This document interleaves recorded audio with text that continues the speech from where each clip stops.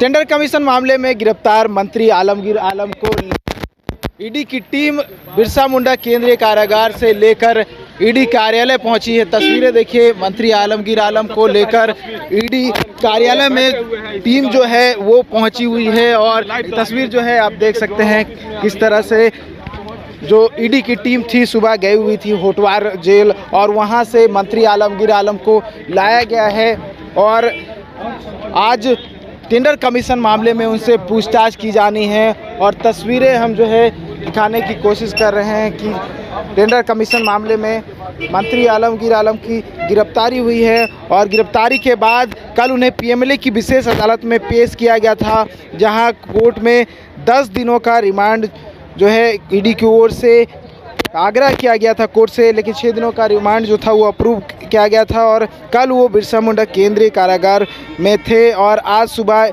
उन्हें रिमांड पर ले लिया गया है। और रिमांड पर लेने के साथ ही आज ईडी कार्यालय में जो टीम है उन्हें लेकर पहुंची है।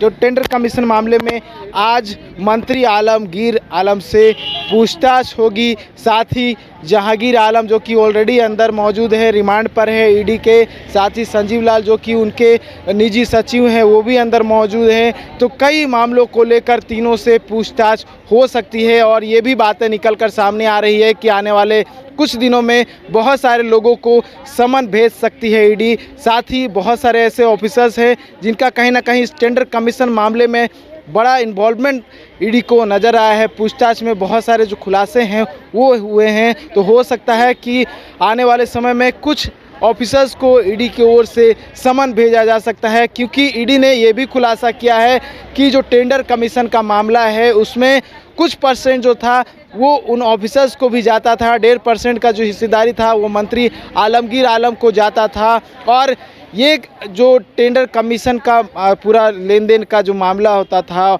लेन देन का जो पूरा खेल खेला जाता था वो निजी सचिव के माध्यम से होता था, ऐसा ईडी का कोर्ट में कहना था। जब रिमांड पिटीशन दाखिल की गई थी उसमें सब तमाम बातों का जिक्र किया था ईडी ने और बताया है कि किस तरह से झारखंड में टेंडर कमीशन का खेल जो है वो चल रहा है। जो अधिकारी है वो अपने पावर का मिसयूज़ कर रहे हैं और हर टेंडर के लिए अलग अलग कमीशन जो है वो निर्धारित की जाती है, लेकिन 1.5% जो है वो मंत्री आलमगीर आलम को जाती है और कुछ परसेंट जो है अन्य अधिकारी को जाती है। तो देखिए 6 मई को सबसे पहली जो है इस मामले में कार्रवाई हुई थी, बड़ी कार्रवाई भी कह सकते हैं, जब ईडी ने राजधानी रांची के कई ठिकानों पर एक साथ दबिश दी थी और निजी सचिव संजीव लाल के नौकर जहांगीर आलम के किराए के फ्लैट से 32 करोड़ 20 लाख रुपए ईडी ने बरामद किए थे। संजीव लाल के यहाँ से लगभग 10 लाख रुपए बरामद किए गए थे। मुन्ना सिंह के यहाँ से करोड़ों रुपए बरामद हुए थे। उसके दूसरे दिन यानी कि 7 मई को भी ईडी ने झारखंड की राजधानी रांची के कई ठिकानों पर एक बार फिर से दबिश दी थी और लगभग 2 करोड़ की राशि बरामद की थी उस समय। तीसरे दिन यानी कि 8 मई को झारखंड मंत्रालय में पहली बार दबिश दी गई थी और कुछ लाख रुपए संजीव लाल के चैम्बर से भी ईडी ने बरामद किया था। तो कुल मिलाकर लगभग 37 करोड़ की राशि जो है इस पूरे मामले में ईडी ने, जब छापेमारी की 3 दिन की बात करूं तब जो है वो रिकवर किया था, बरामद किया था। तो बड़ी कार्रवाई जो थी वो ईडी की ओर से हुई थी और कार्रवाई के बाद जो है समन भेजा गया था मंत्री आलमगीर आलम को। पहले 14 मई को पूछताछ हुई, लगभग 9.5 घंटे तक उनसे पूछताछ हुई, उसके बाद उन्हें जाने दिया गया था। अगले दिन यानी कि 15 मई को उन्हें फिर से पूछताछ के लिए बुलाया गया था और लगभग 6 से 6.5 घंटे की पूछताछ के बाद उन्हें गिरफ्तार कर लिया गया था।